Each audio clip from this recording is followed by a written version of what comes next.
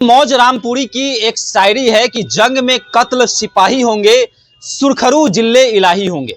जी हाँ, राजनीति में बड़े नेताओं के चक्कर में छोटे सिपाहियों की बलि चढ़ा दी जाती है। छोटे सिपाही जो हैं वह बलि का बकरा बन जाते हैं। देखिए, आज ही की खबर है, मणिपुर के प्रदेश अध्यक्ष एस बीरेन सिंह का इस्तीफा होता है और उसके बाद यह खबर चलती है कि मणिपुर में भाजपा का जो गठबंधन है वह जदयू से टूट गया है, यानी कि जदयू जो है वह भाजपा से अलग हो गई है।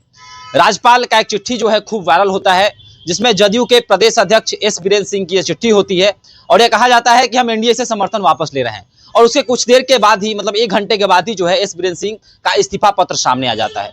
तो सवाल बनता है कि क्या जेडीयू और भाजपा के बीच सब कुछ ठीक ठाक नहीं चल रहा है? क्या जेडीयू में गुटबाजियां चल रही हैं? 2 टीम जो है वह जेडीयू की काम कर रही है। क्या दिल्ली की अलग टीम है, बिहार की अलग टीम है? क्या फैसले जो हैं वह अलग अलग लिए जा रहे हैं? तमाम तरह के सवाल जो हैं मणिपुर ने उत्पन्न कर दिए हैं, मणिपुर ने जन्म दे दिए हैं। देखिए, इसकी गर्माहट, इसकी कह सकते हैं कि इसकी धधक जो है वह बिहार में भी अब देखने को मिल सकती है। देखिए, मणिपुर मुद्दे को लेकर और साथ ही साथ इस इस्तीफा और जेडीयू में गुटबाजियों को लेकर बातचीत करने के लिए मेरे साथ मेरे सहयोगी उदित तारियन मौजूद हैं। उदित जी, मणिपुर की घटना जिस तरह आज हुई, प्रदेश अध्यक्ष का इस्तीफा, तमाम तरह की खबरें, उसके बाद ये भी खबर चलती है कि एनडीए का गठबंधन मणिपुर में टूटा है, बिहार में भी अब टूटने वाला है। क्या कुछ कहेंगे तमाम मुद्दों को लेकर? देखिए, बड़ा अच्छा आपने शायरी कहा और हम लोग ऐसे आम बोलचाल की भाषा में कहते भी हैं कि लड़ाई में सिपाही का ही बलि दिया जाता है, राजा को लड़ाई में कभी भी बलि नहीं देना होता है। राजा हमेशा गद्दी पर बैठा ही रहता है। के एस बीरेन सिंह, प्रदेश अध्यक्ष, जनता दल यूनाइटेड मणिपुर, सबसे बड़ा पद होता है, प्रांत प्रभारी रहे हैं। जो घटनाक्रम घटी है, लेकिन इस पर हम आए उससे पहले हम 2-3 और घटनाक्रम को जरा याद दिलाना चाहेंगे। शुभम, हमारे दर्शक को अगर याद होगा, जेडीयू में 2 गुट काम कर रहा है, इसे आप इस तरह से समझिए। 2-3 घटनाक्रम मैं उदाहरण के तौर पर समझाता हूं अपने दर्शकों को। पहला देखिए, मनीष वर्मा का यात्रा बिहार में, अगर आपको याद होगा, मनीष वर्मा एक यात्रा पर निकले थे। यात्रा था कि समता पार्टी के जो नेता रहे हैं, जिन्होंने जेडीयू को सींचा संवारा, जेडीयू को खड़ा किया बिहार में, उनको वापस से पार्टी में जोड़ने के लिए मनीष वर्मा बिहार की यात्रा पर निकले थे। कहा गया था कि सीएम नीतीश कुमार के आज्ञा लेकर उन्होंने यात्रा शुरू की, लेकिन अचानक से बीच में उनकी यात्रा को स्थगित कर दिया गया। तो एक तरफ फैसला हुआ कि वो यात्रा करेंगे, लेकिन एक तरफ तुरंत फैसला हुआ कि उनका यात्रा स्थगित कर दिया जाए। एक और घटनाक्रम में समझिए, अभी जो बीच में पिछले महीने दिसंबर के महीने में, पिछले साल 2024 के दिसंबर के महीने में जो जेडीयू में चल रहा था कि पोस्टर वॉर चल रहा था। जेडीयू पोस्टर लगाती है, 23 दिसंबर और 24 दिसंबर का ये खेल है। जेडीयू पोस्टर लगाती है कि 2025 फिर से नीतीश, सिर्फ नीतीश। ये पोस्टर लगता है 23 दिसंबर को, और 24 दिसंबर को एकदम सुबह सवेरे जो जेडीयू का ऑफिशियल पेज है उस पर एक पोस्टर फिर तुरंत आ जाता है कि एकजुट एनडीए, 2025 में एनडीए जीतेगी विधानसभा चुनाव, और बजाबते नीतीश कुमार और नरेंद्र मोदी के, आप स्क्रीन पर देख भी सकते हैं तस्वीर, वो पोस्टर जो है वो चलने लगता है। तो यहां पर भी देखा गया कि पोस्टर तुरंत बदला गया। अब ये घटना पकड़िए, मणिपुर वाली घटना शुभम साधारण घटना नहीं है, बिल्कुल साधारण घटना नहीं है भाई। एक तरफ के एस बीरेन सिंह जो प्रदेश अध्यक्ष हैं, वो जो वहां के राज्यपाल हैं मणिपुर के, अभय सिंह भल्ला, उनको पत्र सौंपते हैं कि हमारा जो, देखिए हुआ क्या था, 2022 में जो विधानसभा चुनाव हुआ था, 2022 में जो मणिपुर में स्टेट असेंबली इलेक्शन हुआ था, 60 विधानसभा का सीट है वहां पर, उसमें 6 जेडीयू के विधायक जीते थे, 6। और चुनाव जीतते ही हुआ क्या था, उस समय नीतीश कुमार की गठबंधन, महागठबंधन से थी बिहार में। 5 विधायक जो है जेडीयू के, वो मतलब एकदम तत्परता से बीजेपी ज्वाइन कर लेते हैं। एक ही विधायक बचे थे, नासिर, जो आज विपक्ष में चले गए। तो नीतीश कुमार की नाराजगी उसमें सामने आई थी, और के एस बीरेन सिंह ने भी उस समय बड़े तेवर में उन्होंने कई के बयान दिए थे। ठीक है, वो घटना तो खत्म हो गया।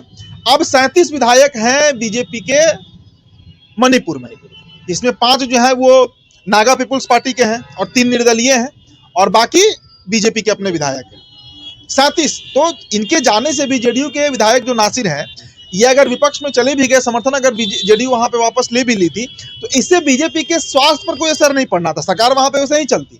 लेकिन सरकार चलना नहीं चलना मायने नहीं रखता है, मायने ये रखता है कि भाई आखिर के एस बीरेन सिंह किसके ऑर्डर पर, क्योंकि अपने मन से तो वही फैसला लेंगे नहीं, ये तो तय है ना कि अपने मन से वो फैसला नहीं लेंगे, हो ही नहीं सकता है। क्योंकि किसी राज्य का प्रदेश अध्यक्ष जो है वो पार्टी का समर्थन किसी पार्टी से वापस ले ले बिना राष्ट्रीय अध्यक्ष के आज्ञा के, संभव ही नहीं है। अब जैसे उदाहरण लीजिए आप झारखंड का चतरा विधानसभा सीट, वहां पर चिराग पासवान के विधायक हैं। अब कल दिन अगर आपको खबर आए कि चतरा के जो विधायक हैं झारखंड में वो हेमंत सोरेन की सरकार को समर्थन कर रहे हैं, तो बिना चिराग पासवान के आगे के तो ये होगा नहीं, संभव ही नहीं है। तो पटना से कुछ और ऑर्डर गया बीरेंद्र सिंह को, और जैसे ही ये खबर फैला वैसे ही एक और पत्र आता है, राजेश रंजन उर्फ ललन सिंह, नाम तो उन्हीं का आ रहा है कि ललन सिंह ने तत्काल इस्तीफा मांगा केएस बीरेंद्र सिंह से कि भाई अब कैसे समर्थन वापस ले लिए बीजेपी से, कैसे वापस ले लिए। तो बिल्कुल एकदम स्पष्ट तौर से हम ये बात कह सकते हैं, और चर्चा तो इसकी हो ही रही है, दिख रहा है, कई पटल पर ये चीज दिख गया कि आज जेडीयू में दो धारा है और एक धारा बड़ा डोमिनेटिंग हो गया है। हम जिसकी चर्चा करते हैं ना कि कोयरी कुर्मी की पार्टी को भूमिहार और ब्राह्मण चला रहा है, संजय झा और ललन सिंह आज के समय में सर्वासर्वी बने हुए हैं जेडीयू के। नीतीश कुमार चाहकर भी कुछ नहीं कर पा रहे हैं। आप सोचिए ना, दिसंबर के महीने में पलटा पलटी की खबर थी ना, कहाँ कुछ हो पाया, क्यों नहीं हो पाया? क्योंकि अभी देखिए चूड़ा-दही का भोज हुआ, नीतीश कुमार बिहार बीजेपी के चूड़ा-दही के भोज में नहीं पहुंचे, लेकिन संजय झा के आवास पर जब भोज होता है तो अमित शाह उसका नेतृत्व करने लगते हैं, तिलकुट खाने लगते हैं। इसलिए मैंने खबर चलाया था कि बिहार में भाजपा का दही खाने से कतराते नीतीश कुमार, और दिल्ली में अमित शाह को तिलकुट खिला रहे हैं, संजय झा खिला रहे हैं तिलकुट। तमाम सांसद मौजूद हैं, जेडीयू के सभी सांसद मौजूद हैं, रामनाथ ठाकुर हैं, लवली आनंद हैं, दुलाजत गोस्वामी है, देवेश चंद्र ठाकुर हैं, सभी लोग शामिल हैं, सभी लोग ही शामिल हैं।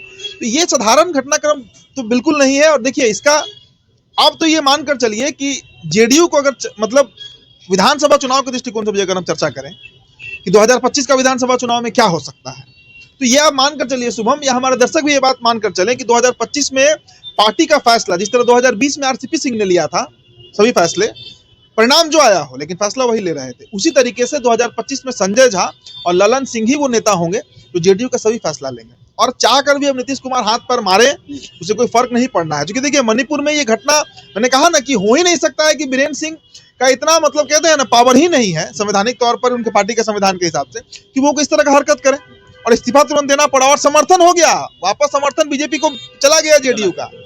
मतलब 2 घंटे के अंदर में घटनाक्रम समझिए, 2 घंटे में क्या होता है, जेडीयू समर्थन वापस लेती है मणिपुर में, 1 घंटे के बाद इस्तीफा होता है प्रदेश अध्यक्ष का केएस बीरेंद्र सिंह का, और उसके 1 घंटे के बाद वापस बीजेपी को समर्थन जेडीयू कर देती है। तो ये चल क्या रहा है? एक गुट है जेडीयू का जो सीधे तौर से चाह रहा है कि गठबंधन टूट जाए, और एक गुट दिल्ली में बैठा हुआ है संजय झा और ललन सिंह का जो चाहता है कि किसी कीमत पर ये गठबंधन ना टूटे, विधानसभा चुनाव साथ में लड़े। और देखिए एक बात और समझिए, ललन सिंह मंत्री हैं पशुपालन और मत्स्य विभाग के।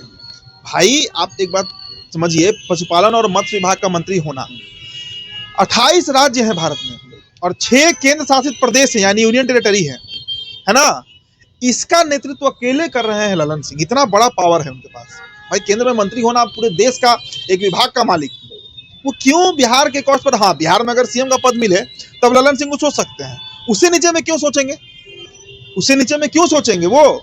तो इसलिए जेडीयू में अब बड़ा मतलब झोल है, झोल क्या कहिए, अब दृश्य बिल्कुल साफ होते जा रहा है। सवाल ये बनता है कि जो 5 विधायक जेडीयू के भाजपा की तरफ गए थे, तो क्या उसमें भी कुछ ना कुछ खिचड़ी पकी थी? क्या किसी के इशारे पर जो है ये 5 विधायक जो है वह भाजपा की तरफ चले गए?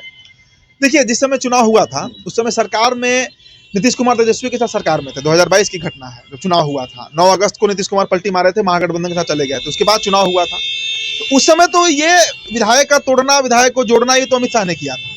ये तो उस समय इसलिए किया गया था क्योंकि नीतीश कुमार को डाउन करना था, और नीतीश कुमार डाउन हुए भी थे उसके चलते। लेकिन आज की घटना साधारण घटना बिल्कुल नहीं है, क्योंकि आज की घटना में ना अमित शाह इन्वॉल्व है, ना बीजेपी के कोई नेता इन्वॉल्व है। आज पूरा खेल जेडीयू के अंदर चला है, आज पूरा खेल जेडीयू के अंदर चला है। लेकिन वो 5 विधायक का जो टूटना था और बीजेपी को समर्थन देना था, वो तो उस समय तो कहा गया था, जो खबर आई थी उस समय 2022 का, मैंने ही वो खबर किया था, मुझे याद है कि अमित शाह के इशारे पर ये तमाम घटनाक्रम जो है वो घटा है। अच्छा, एक और सवाल जन्म लेता है, 2025 का बिहार विधानसभा चुनाव नजदीक है, अक्टूबर-नवंबर में चुनाव हो जाएगा, तो क्या ललन सिंह और संजय झा ये चाहते हैं कि जेडीयू जितनी सीटों की मांग की जा रही है नीतीश कुमार की तरफ से, तो क्या भाजपा की तरफ से यह भी इशारा है कि आप इसमें कहीं ना कहीं जो बढ़ोतरी जेडीयू चाह रही है कि 120 सीटों से अधिक हमारा सीट रहे, तो क्या इसमें जो है घटोतरी करने की सोच रही है भाजपा ललन सिंह और? नहीं, देखिए ये सीट शेयरिंग का फैसला तो खैर नीतीश कुमार ही लेंगे, ये तो मानकर चलिए कि सीट शेयरिंग का फैसला। लेकिन उसमें भी अब सवाल है मेरा जो अपना कैलकुलेशन है, मेरा जो अपना जो हम एस्टिमेट करते हैं, जो हम समझते हैं, बीजेपी और जेडीयू बराबर सीटों पर लड़ेगी।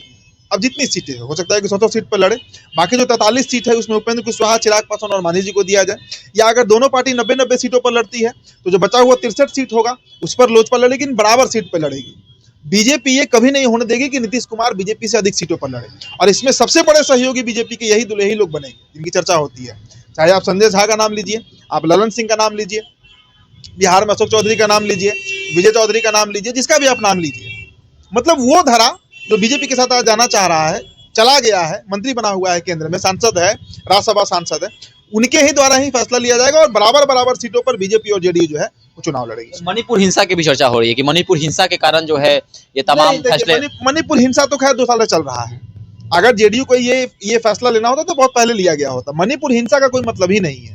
देखिए, नीतीश कुमार तमतमाए हुए हैं। नीतीश कुमार चाहते हैं कि कैसे भी वो एनडीए गठबंधन से अलग हो, और इसकी खबर तो 1 महीने से चल ही रहा है। बिहार में ये नहीं हो पा रहा है क्योंकि सांसदों का डर है दिल्ली में टूटने का, लेकिन मणिपुर में एक एक्सपेरिमेंट करके देखा गया। हो सकता है कि एक्सपेरिमेंट करके देखा गया हो यहाँ पर जो बिहार के लीडर्स हैं जेडीयू के, लेकिन वो एक्सपेरिमेंट को फेल कर दिया गया दिल्ली की तरफ से। दिल्ली ने उस एक्सपेरिमेंट पे पूरी तरह मट्टी पलीत कर दिया, उसका पानी फेर दिया, और वो पूरा मिशन ही फेल हो गया। मतलब अब कहीं कोई उम्मीद आप मत रखिएगा कि जेडीयू के कोई सांसद विधायक जो है वो बीजेपी से अलग होने जा रहे हैं। चलिए, तो एस बीरेन सिंह का इस्तीफा मांग लिया गया है, तो क्या एस बीरेन सिंह जो है वह बागी बनेंगे, और क्या जेडीयू के अंदर जो है जो गुटबाजियों की चर्चा है वो आने वाले समय में और भी देखने को मिल सकती है? क्या जेडीयू के सांसदों को अमित शाह तोड़ने का प्रयास कर रहे हैं, और क्या एक बड़े ऑपरेशन लोटस की तैयारी चल रही है? ये तमाम सवाल जो है अब जन्म ले रहे हैं। तो आपको क्या लगता है मणिपुर इस मामले को लेकर, जिस तरह से मणिपुर में जेडीयू के प्रदेश अध्यक्ष का इस्तीफा सौंपना, साथ ही साथ यह खबर चलना कि जो विधायक हैं उनका समर्थन जो है अब विपक्ष की भूमिका में रह गए, तमाम सवाल उत्पन्न हो रहे हैं। जिस तरह से एस बीरेन सिंह ने राज्यपाल को चिट्ठी लिखा और फिर उनके आदेश को खत्म कर दिया गया, उनका इस्तीफा मांग लिया गया। तो क्या कुछ लग रहा है आगे आने वाले समय में क्या कुछ हो सकता है? अभी हमारे साथ कमेंट बॉक्स में अपनी राय रख सकते हैं। धन्यवाद।